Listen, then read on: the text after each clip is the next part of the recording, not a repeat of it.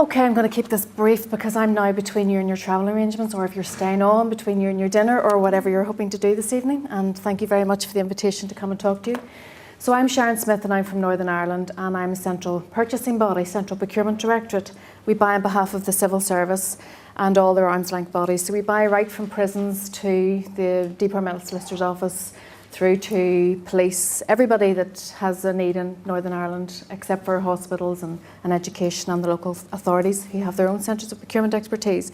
So we cover a huge raft of diverse goods and services.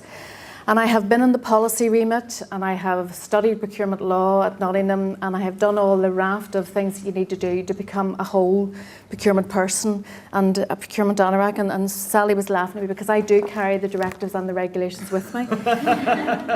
And a lot of people say procurement is you can't, but I carry the regulations with me to see what the flexibilities are, and there are a huge amount of flexibilities in the new regulations and the directives, obviously. But procurement people don't need to use them. They really could continue on using the open and restricted procedure with the shorter timescales. So irrespective of what is in these set of documents, it really is the procurement people that we have to invest in. And there's a recital, there's 138 recitals, each of them as interesting as the previous. And there are 94 articles, and they have made their way into, I think, about 118 plus regulations in the UK regulations. So it's a huge amount of reading.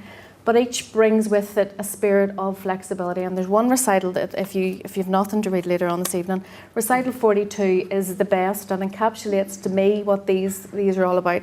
It says there is a great need for contracting authorities to have additional flexibility to choose a procurement procedure which provides for negotiation. Now, negotiation, public procurement, they generally weren't spoken in the same sentence because negotiation was seen to be this terrible clause or terrible regulation that you used when you really wanted the supplier to do what you wanted them to do at the price. So it was about choosing a supplier at the cost of competition, paying more than you bargained for. But now the new directives, our new legal framework, gives us the remit actually pushing us towards negotiation. So really procurement professionals to me need to step up to the plate, because long gone are the days where we can sit in our offices and issue a tender out without knowing what the market has to deliver and wait to see what comes back and then evaluate on that basis. So to me, I agree with all the speakers, it is about the skills, and it's about the skills that we invest.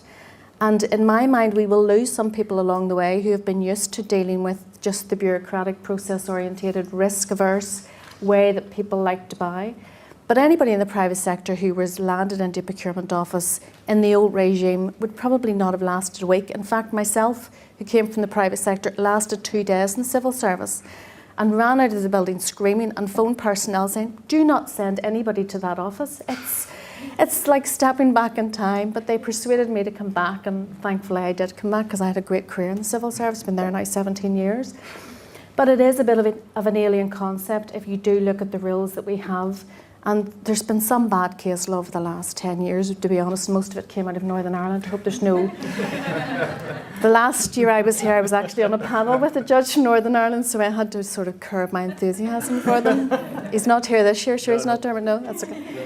So there has been some bad case law that has driven us back into the process. I really do believe that, because if your process is constantly being challenged, you will copper fast and you will gold plate your process. And what you will get at the output of that really isn't much of your concern. Generally, if you've gone through a procurement competition and you haven't been challenged by the profession, and there are some critics who would say, well, there's only about a handful of legal challenges a year, but there is a whole raft of threats of legal challenge that a procurement organisation will look at their process and bring their lawyers in and senior counsel and junior counsel maybe. And they will look at them and say, there's a risk here, abandon. So if you're going to look at how the old regime impacted on how we worked, you need to look at the competitions that were abandoned due to threatening legal action, as well as those that actually made their way right through to the courts. But I'm thankful and I'm hopeful that these new set of regulations will be taken in the spirit that they're intended: flexibility, choice.